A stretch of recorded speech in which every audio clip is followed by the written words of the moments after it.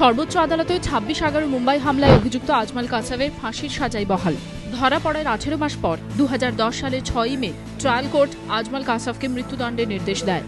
গত বছরের 10ই অক্টোবরে ট্রায়াল কোর্টের নির্দেশ বহাল রাখে বম্বে হাইকোর্ট। এবছর 14ই ফেব্রুয়ারি হাইকোর্টের রায়কে চ্যালেঞ্জ জানিয়ে জেল থেকেই সুপ্রিম কোর্টে আবেদন জানায় কাসাব। বুধবার সেই আবেদন খারিজ করে তার মৃত্যুদণ্ড বহাল রাখল বিচারপতি আফতাব আলম ও CK প্রসাদের বেঞ্চ।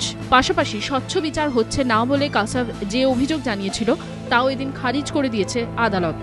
এদিন সকাল 10:30টায় বিচারপতিরা রায় জানিয়ে দেন, রাষ্ট্রের বিরুদ্ধে যুদ্ধ ঘোষণার গুরুতর অপরাধে অভিযুক্ত কাসাব, তাই মৃত্যুদণ্ড বহাল রাখা ছাড়া আর কোনো উপায় নেই।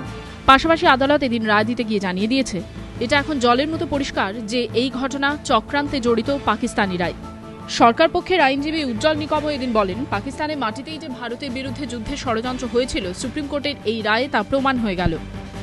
We have established through legal process that the terror attack of 26th November on Mumbai was sponsored in Pakistan by the Pakistani authorities, certain authorities, that is Lashkar-e-Toiba, and certain peoples from Pakistan Army.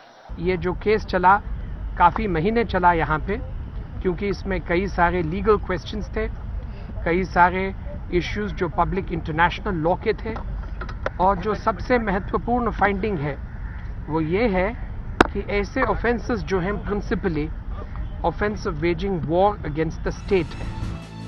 কাসাবের আইনজীবী রাজু রামচন্দ্রন জানান, আদালতের রায় তিনি মেনে নিচ্ছেন। Let us all take pride in a judicial system which stands by due process, whoever be the accused, whatever be the nature of the crime. Mumbai হামলায় অভিযুক্ত ফাহিম আনসারি ও সাবাউদ্দিন আহমেদের মুক্তির নির্দেশও এদিন বহাল রেখেছে সর্বোচ্চ আদালত। ABP আনন্দ।